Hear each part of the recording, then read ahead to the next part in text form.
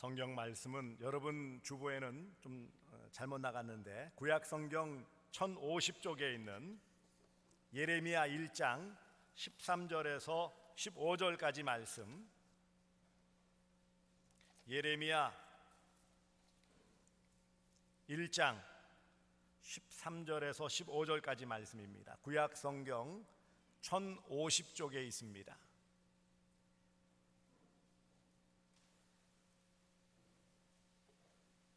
찾으신 줄 알고 제가 읽습니다.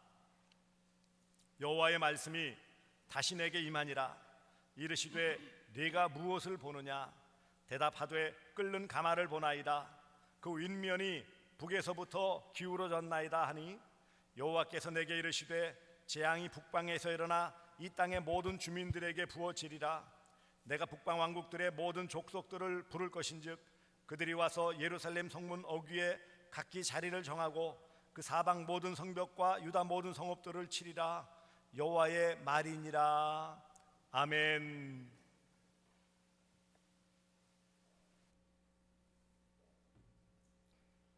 할렐루야.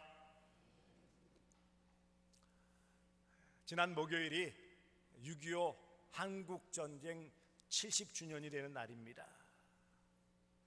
여러분이 잘 아시다시피 그 지난 주간에는 개성에 있는 남북 연락사무소를 폭파하는 텔레비전 뉴스에 다 보셨죠?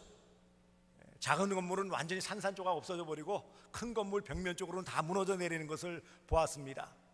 그런데 여러분 그거 아십니까?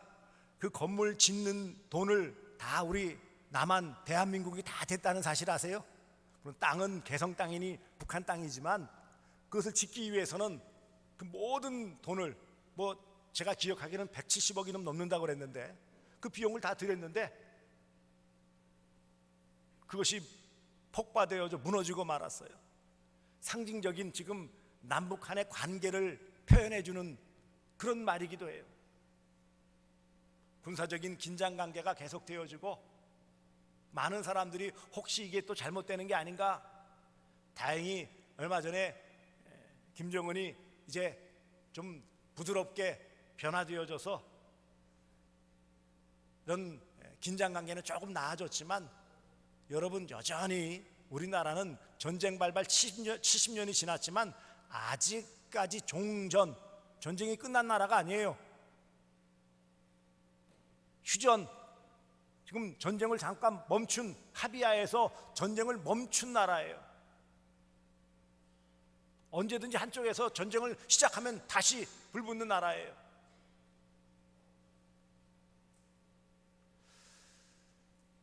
(6월달을) 마무리하면서 많은 여러 가지 말씀을 생각하면서 묵상하면서 주시는 말씀 가운데 오늘 이 말씀 자주 인용되는 말씀이에요. 예레미야가 선지자 사역을 하면서 받았던 두 가지, 살구나무 가지와 끓는 가마 이런 환상에 대해서 두 번째 나오는 끓는 가마 환상이에요. 끓는 가마가 윗면, 표면이 북에서 남으로 기울어졌다. 북에서부터 기울어졌나니. 그래서 북방 왕국들의 모든 족속들이 와서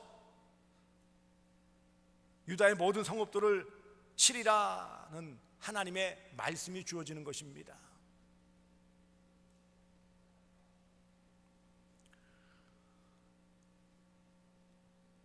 여러분은 애국자이십니까? 애국 그러면 우리 교인들이 애국까지 생각해야 되나?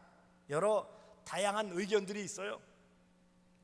이런 국제시대, 글로벌 시대라고 하는 이때에 무슨 한 나라에만 매여가지고 사느냐, 그런 사람들도 있고요. 또 여러 가지 정권과는 이념이 맞지 않아서 나는 아니다, 그런 분들도 있어요. 또 어떤 분들은 내가 하나님 나라 백성이고 하나님 나라 시민권인데 이 땅에 연연하면서 그렇게 살아가느냐,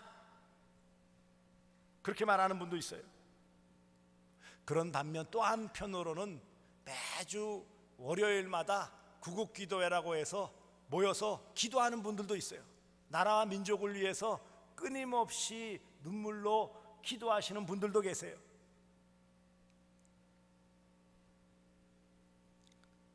북에서 기울어진 이 끓는 가마가 언제 기울어질지 모르는 지금과 같은 상황입니다. 여러분, 지금은 대단히 더 어려운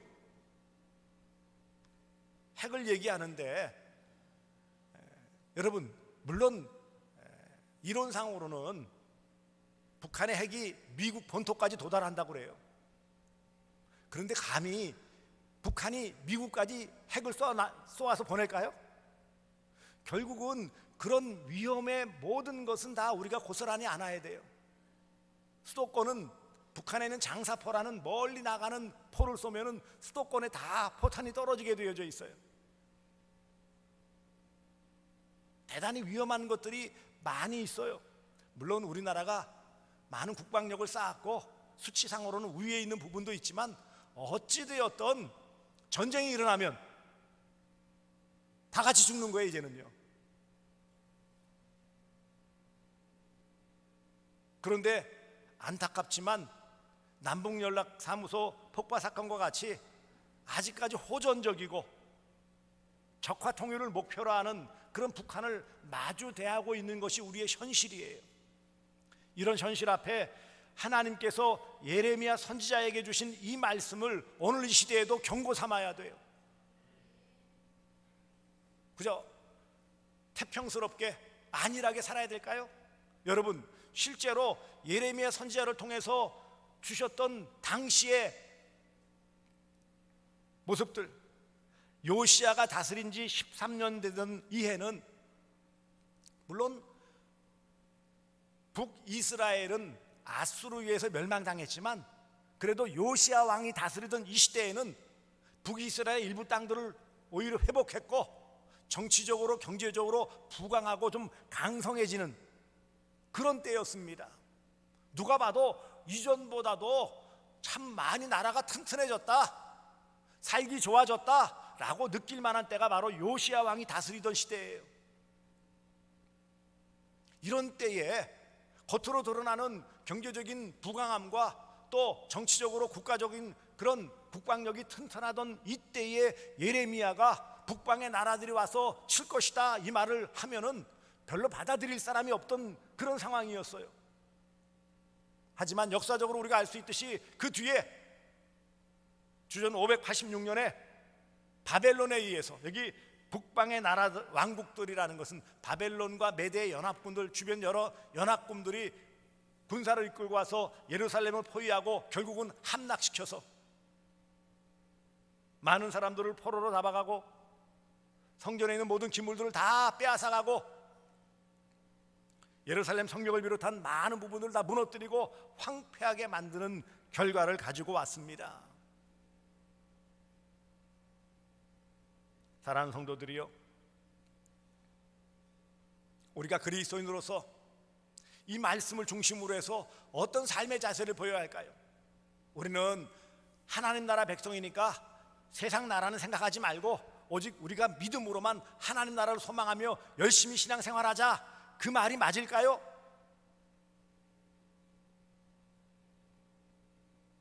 정치 이념이 맞지 않으니까 나는 그런데 관심을 두지 않고 그냥 멀리하겠다, 그렇게 살면 될까요?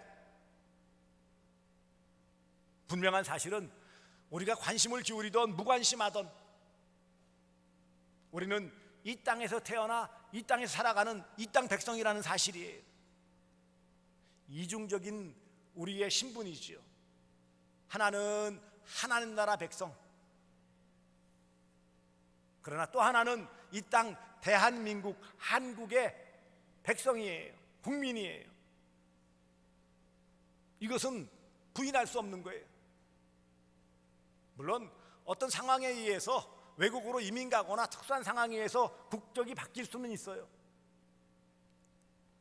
하지만 이 땅에서 태어나고 이 땅에서 삶을 마감해야 될 주님이 오시기 전까지라면 이 땅 백성으로서 우리가 정말 나라를 사랑하는, 왜냐하면 이런 풍전등화의 위기와 같은 어려움들이 우리 앞에 딱 놓여져 있는데 태평스럽게 아무것도 아닌 것처럼 그냥 살아간다면 이 또한 바른 믿음의 자세가 아니고 하나님이 원하시며 기뻐하시는 모습이 아니라는 거예요.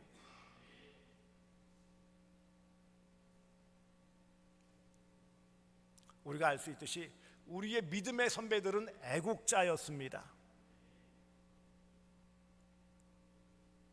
3.1운동 독립선언서 기초했던 서명했던 33명 가운데 16명이, 그리고 만주나 이런 중국 땅에 가서 독립운동을 하던 많은 사람들이 그리스도인들이었어요. 대표적인 분이 도산 안창호죠. 물론 이승만 전 대통령도 그리스도인이었어요. 많은 애국지사들이 믿음의 사람들이었어요. 믿음의 근거에서 그 위에 나라를 사랑하는 마음들을 가지고 있었다라는 것입니다. 무관심하다고 책임을 면할 수 있는 것이 아닙니다. 성도는 영원한 하나님 나라의 백성이지만 한편 이 땅을 사는 날 동안 나그네 인생 길에서는 이 땅 백성이기도 해요. 부인할 수가 없어요. 이 땅 백성으로서 이 땅에서 살아가는 동안 나라를 생각하고 민족을 사랑하는 이런 마음 자세를 갖는 것이 하나님의 뜻임을 기억하시기 바랍니다. 나라 사랑은 성도의 의무예요. 이것이 어떤 민족주의적인 그런 자세를 말하는 게 아닙니다. 신앙도 저버리고 상식도 차버리고 그저 내 나라 내 민족 하면서 그런 국수주의적인 자세를 가져라 아닙니다. 어떤 극우적인 그런 자세를 가져라 그것도 아니에요. 하나님께서 이 말씀을 통해 주시는 것은 무엇보다도 하나님 관계에서 역사를 주관하시는 하나님 앞에서 나라 민족을 생각하면서 바르게 서야 한다라는 것을 가르치는 거예요. 한 개인의 문제가 아니라 나라와 민족에 대한 문제라는 거예요. 이 문제를 그러면 예레미야 선지자를 통해 주신 이유는 무엇입니까? 듣는 자마다 이것의 엄중함을 깨닫고 다시 하나님께로 돌아와 회개하고 바른 믿음의 자세를 돌이켜서 자리 잡고 나라와 민족을 생각하는 그 자세를 회복해야 될 것을 말씀하는 것입니다. 여호와의 말이니라.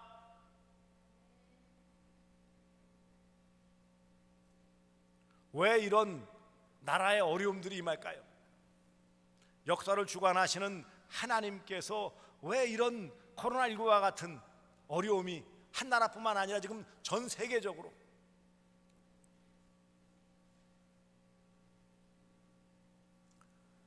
코로나19 감염자가 전 세계적으로 1,000만이 넘어갔대요. 1,000만. 미국만 250만이 넘어가요. 그 뒤를 이어서 인도, 러시아, 브라질 이런 나라들이 몇백만씩 나오는 거예요.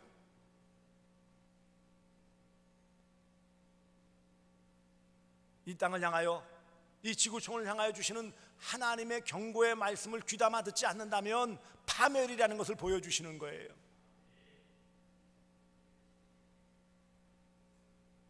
하나님은 모든 사람들을 한 나라에 태어나게 해주셨어요. 그렇습니까? 안 그렇습니까? 태어나는 순간 우리는 우리의 선택의 여부에 상관없이 그 땅 백성이 되는 거예요. 여러분들이 만일 내가 어느 나라에 태어났으면 좋겠다 선택하고 싶다 그래서 선택할 수 있습니까? 물론 장성해서 어떤 절차들을 통해서 다른 나라에 이민 가고 그 나라의 시민권을 얻는 경우도 있어요. 물론. 하지만 기본적으로 하나님께서는 한 나라에서 한 백성으로 태어나서 거기에 생활하게 해주셨어요. 그 의미는 무엇입니까? 그것을 통해서 하나님을 바라보며 믿음의 삶을 살아가고 그 땅에서 이웃들과 더불어 살아가면서 바른 삶을 살아가기를 원하시기 때문이에요. 더불어 함께 살아가는 것이 하나님의 뜻이에요. 이 땅에는 기독교인이 얼마나 하지만 어쨌든 10%라고만 생각해도 나머지 9명은 믿지 않는 사람들이에요. 더불어 함께 살아가야 돼요. 하지만 모든 역사의 고비, 우리나라 근대사의 역사의 고비 때마다 하나님께서 이끌어 가실 때에 믿음의 사람들의 엎드림 기도를 통해서 그것을 이끌어 가셨다라는 사실을 잊지 마시기 바랍니다. 지금과 같은 많은 어려움이 있는 이때에 우리 믿음의 사람들이 그저 안일하게 세월 보낼 것이 아니라 하나님 앞에 엎드려 우리의 부족한 모습들, 우리가 잘못한 것들, 하나님이 원치 않았던 모습들을 행했던 것들, 그 모든 것들을 다 내려놓고 회개하고 하나님이 원하시는 바대로 이뤄나가며 또 여러 다양한 의견들, 사상들, 이념들이 있지만 그러나 큰 틀에서 한 민족임을 깨닫고 한 나라 백성임을 알아서 서로 존중해주고 서로 협력하고 함께 하는 것이 하나님 아버지의 뜻이에요. 우리가 나라를 사랑하자 그러면 무조건 다 일치해서 한 생각 한 이념만 정권이 말하는 대로만 무조건 다 따라야 한다 그렇게 생각하십니까? 다 다를 수 있어요. 정치적인 이념 사상 다를 수 있어요. 건전한 비판할 수 있지요. 잘못한 것에 대해서 잘못했다고 건전한 비판할 수 있어요. 그게 마땅한 거예요. 무조건 지지해 주는 것도 잘못된 것이고 그렇지 않은데 무조건 비판하는 것도 잘못된 것이지요. 사랑하는 성도들이요, 그렇다면 우리 믿음의 사람들이 이런 엄중한 때에 어떻게 나라 사랑, 곧 이런 북한에 끓는 가마가 기울어질 수 있는 가장 어려운 이때에 더 나아가서 내외적으로 지금 어려운 그런 시대에 우리가 어떤 모습을 보여야 될까요? 여러분, 역사적으로 우리나라는 대단히 어려워요. 그런 분들이 있어요. 우리가 이렇게 군사적으로 어려워지면 그래도 미국이 다 도와주겠지. 우방인데 물론 도와줄 수 있죠. 도와주겠죠. 하지만 여러분 기억하십시오. 강대국을 의지해서 해결할 수 있다고 생각하세요? 예레미야 당시도 강대국인 애굽을 의지해서 해결하려고 애를 썼지만 실패로 돌아갔어요. 많은 분들이 그래도 6.25 때는 도와주고 우리나라 지켜주고 미국이 어려울 땐 도와주겠지. 물론 도와줄 수 있지만 안 도와줄 수도 있다는 사실이에요. 왜냐하면 여러 상황들을 보시면 알겠지만 국가의 이익에 부합되지 않으면, 미국이 자기 나라의 이익에 합당하지 않으면 도와줄까요? 안 도와줄까요? 안 도와줍니다. 예를 들어 보세요. 1905년 7월 27일 미국과 일본이 밀약을 맺어요. 그것이 바로 테프트 가스라라는 두 대표가 몰래 약속을 해요. 그래서 일본은 미국이 필리핀에 대해서 점령해서 다스리는 거 인정해주고, 미국은 일본이 한국을 점령해서 다스리는 거 인정해주는, 서로 나눠먹기식을 하는 거예요. 그게 유명한 테프트 가스라 밀약입니다. 그 결과 때문에 을사늑약이 맺어지게 된 거예요. 자기 나라 이익이라면 한 나라가 어떻게 되어지고 식민지 되어지고 상관하지 않습니다. 여러분,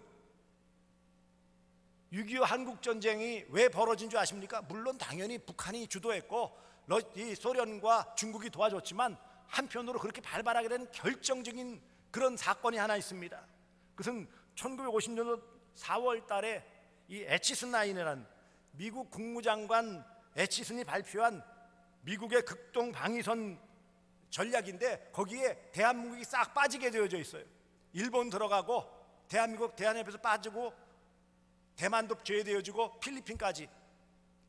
이런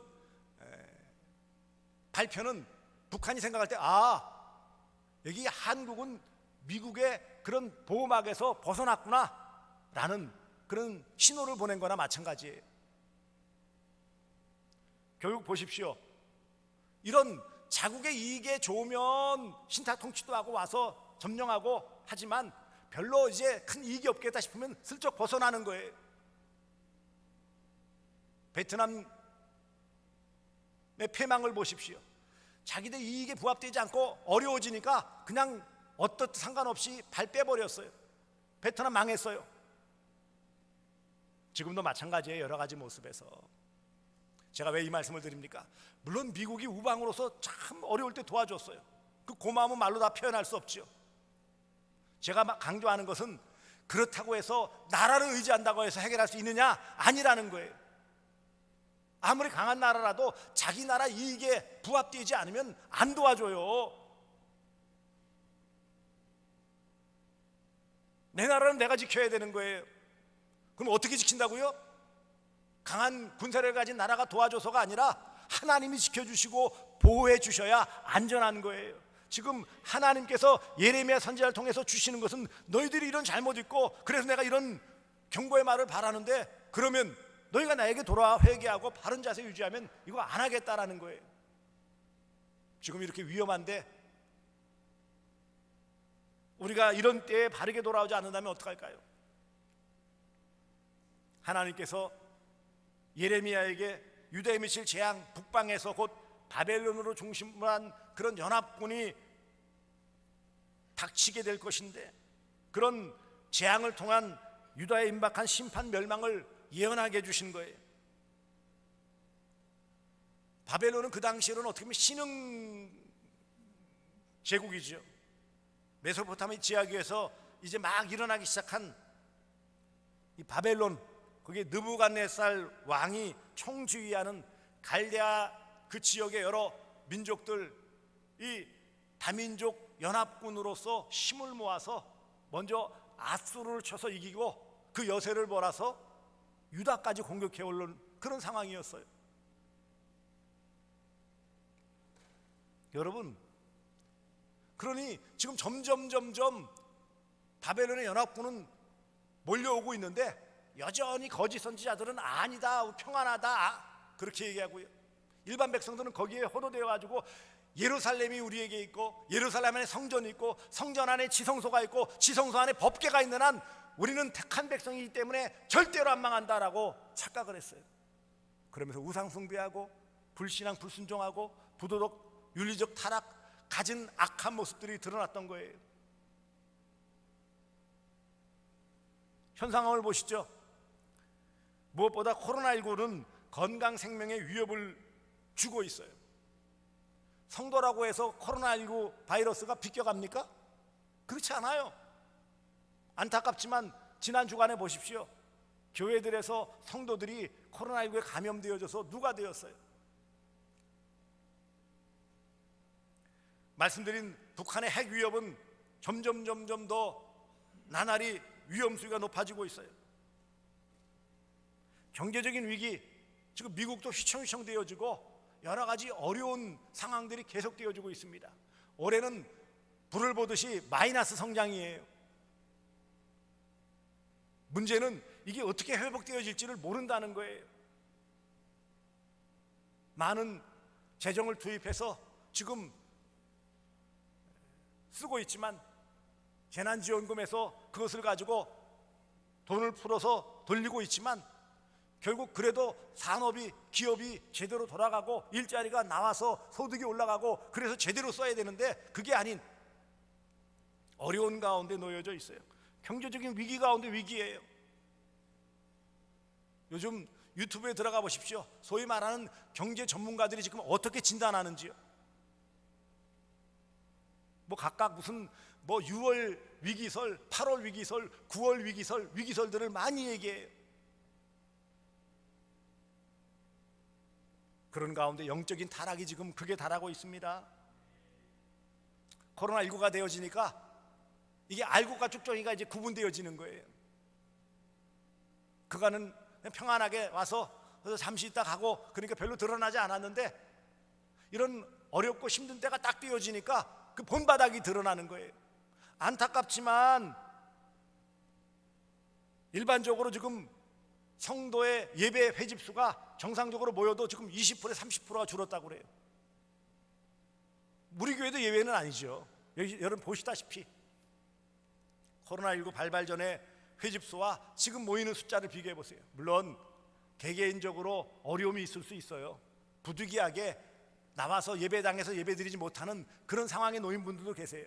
인정을 합니다만은, 그러나 이런 사회적인 이런 분위기에 편승하여서 느슨하게 되어진 것도 사실이에요.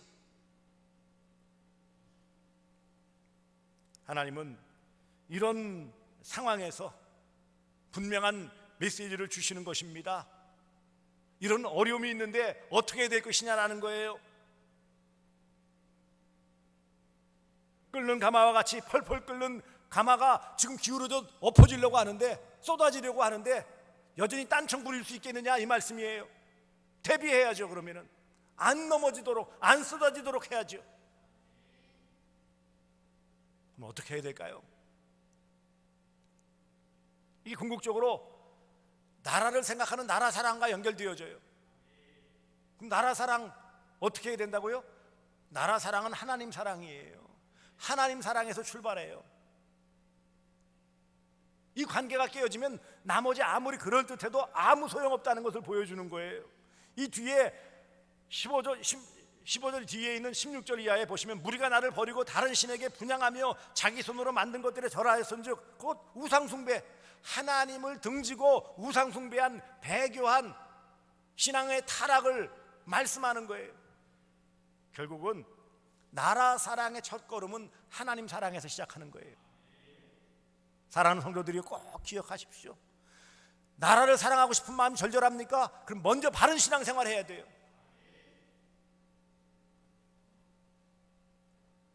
하나님 사랑이 나라 사랑이에요. 나라 사랑이 하나님 사랑이에요. 보십시오. 모든 믿음의 제대로 된 믿음의 선배들은 다 나라를 사랑하는 마음으로 엎드렸어요.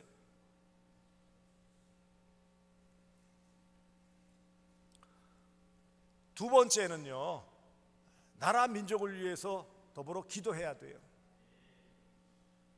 우리가 늘 관심을 가져야 돼요. 이 관심을 갖는다라는 것은 다른 표현에서는 의무를 다하는 거예요. 여러분, 국민의 의무가 있어요. 납세의 의무, 세금 꼬박꼬박 잘 내야 됩니다. 물론 절세라는 방법이 있지만 탈세는 안 되는 거예요. 나라의 법, 질서 잘 지켜야 돼요. 그게 나라 사랑이에요. 그리스도인들은 더 철저하게 지켜야 돼요. 그런 나라를 사랑하는 이런 모습은 결국 내가 이 땅 백성으로서의 도리를 다하는 거예요.